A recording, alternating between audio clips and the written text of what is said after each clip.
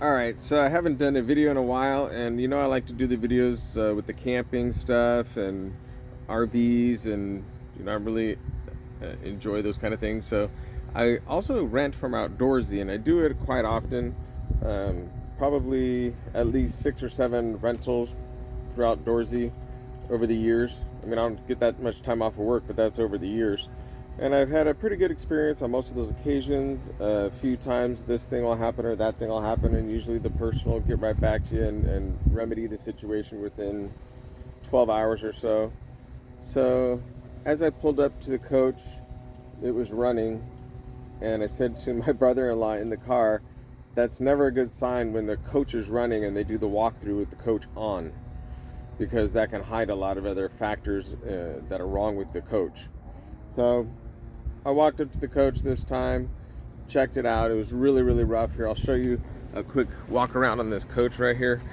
It's probably one of the roughest coaches I've ever been in, to be honest. And I worked at an RV place, not on trade. So just to give you an idea, so he bought it this way with the back all tore up like this right here. So he's had it a while. So, and that's broken off. And then one of the previous renters did that to it, he said. But if you're going to buy a coach and drive it and keep it this way, then that should have been the biggest red flag for me to just walk away at that point, because that's how he's going to treat his stuff. You can guarantee everything else is broken. Oh, okay, yeah. So the slider thing is missing, gone. The spring in the handle is broken. I used a rubber band to build and make mine. See, you can do a lot of MacGyver-y things with coaches, just to get them to work. But that'll keep the flies out, because we are having a lot of black flies down here right now. It's kind of weird. So anyhow, I got that to work and close. But then he says, oh yeah, the previous coach rental didn't go so hot, I guess. They had that behind the slide when they brought it in. So then he hands me this jump box and goes, okay, you might need to do this to get the vehicle started, at the end of your trip. So now I'm thinking, what the heck? I already have to have a jump box? But then he says, oh, and I replaced the fridge with a battery operated fridge, no LP. So I specifically wanted an LP fridge. I'm dry camping. I let him know that. I told him ahead of time when I first talked to him about it, and yeah, that's what he gave me. Blinds don't go up or down. You have to jerry rig them to stay up with all these bungees. You have to lay that one over. There's no bungee on that one. This one, you have to put bungees through the cupboards to keep it open. Half the windows don't open. You have to use a stick in that one.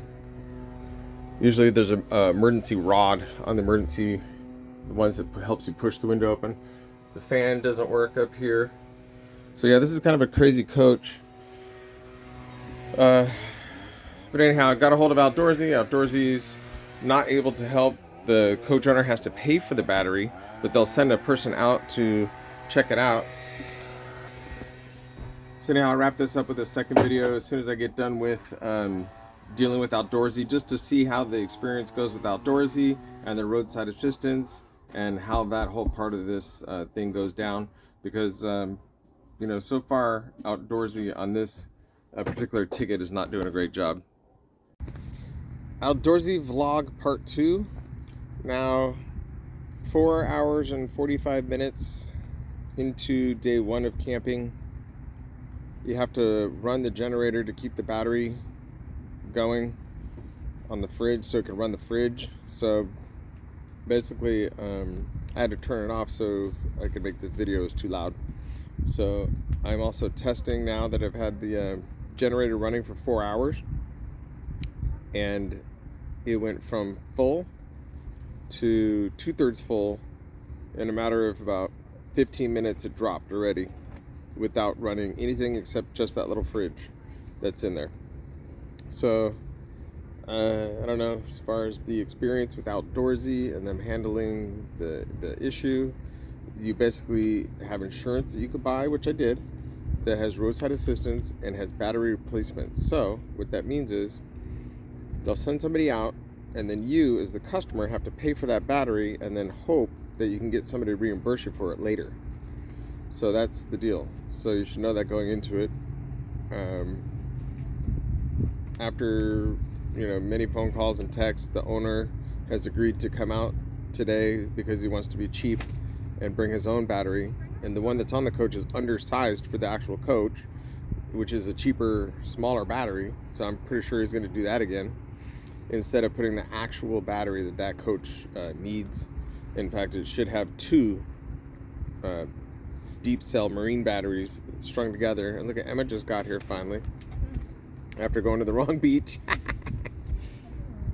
So anyhow, that'll be part 3 to be filmed later. This might even take days to get resolved, which would totally suck because the CO2 sensor beeps really loud at night when the coach dies, and the fridge beeps as it loses power. So all the beeping last night sounded like we were kind of in a casino or something. I'm trying to sleep through the night. So anyhow, that's part 2. Part 3 is coming.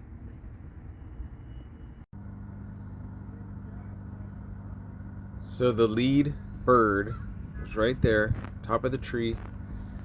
Other one right there, and that one right there. So they're coming in on a frontal attack to the box of chips that was left out back. But I was able to save them and thwart their plan. Okay, so Captain's Vlog. I am doing part 3 of waiting for Outdoorsy to get back to me. It is now into the 4 o'clock hour. What time did we start all this? 10 o'clock this morning? 6 hours. 9:30, 10. They keep saying we'll call you back. We'll get right back to you. So the owner of the coach just told me that they said the same thing to him 20 minutes ago. Nobody's gotten back to either of us. But it's been like 4 or 5 hours, so we'll check in later. Look, the kids are here. They're building their own tent now over here. So at least we're progressing as a campsite. Okay, so this is the wrap-up video for the Outdoorsy debacle.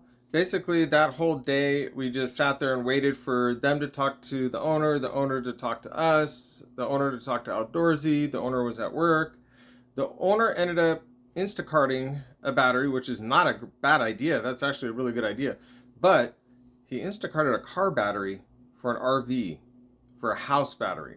So if you know anything about RVs, you can't charge and recharge a car battery. It just doesn't work. That's why they don't use car batteries in the coach, in the house. So anyhow, long story short, he ended up coming out at the end of the day, the next day, the thing died all night. I turned the house completely off because all the sensors were binging and blaring, and the food was getting bad in the fridge. So we kept everything closed, just kept it overnight. The next day he came out, he was there by like 12 or something, brought the battery, got the battery in the holder for it, but guess what?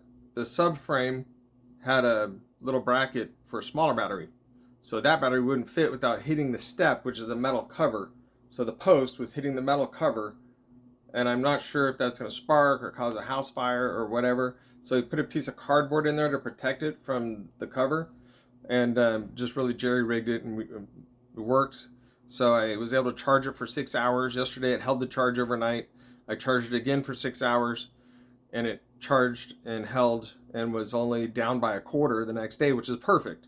But if you really want to camp somewhere and not run a generator and be going out 2 gallons of gas every day just to, heat up or cool down your food in your fridge, because it's a battery only operated fridge, there's no LP, that kind of sucks. So I'd be asking those questions when you go to rent, because obviously in this case I didn't know the guy was installing a battery only fridge. I would have definitely not rented his coach. I would have definitely gone with a different coach and driven further to go get it. So just be leery of what you're doing. As far as the whole roadside assistance, you're on your own. Don't plan on anybody helping you. It's going to take a day or 2 days. The Outdoorsy thing is not very helpful. It didn't get anything resolved for us other than the guy choosing to be cheaper and bring his own battery. So that is the only outcome. And then we were without for a day. If I didn't have a generator, we would have been really hosed, because the generator on the coach takes a lot of gas, and it's a big generator. So I bought this little generator, and it's only 2,000 output, and it's plenty enough to charge a house battery for what you need to run that fridge. Can't run anything else, microwave or AC or any of that stuff. But the coach the coach one does, but it takes a lot of fuel to run a big Onin. I think it's a 3500 or something like that generator. So anyhow, I hope that helps you if you're thinking about renting through Outdoorsy.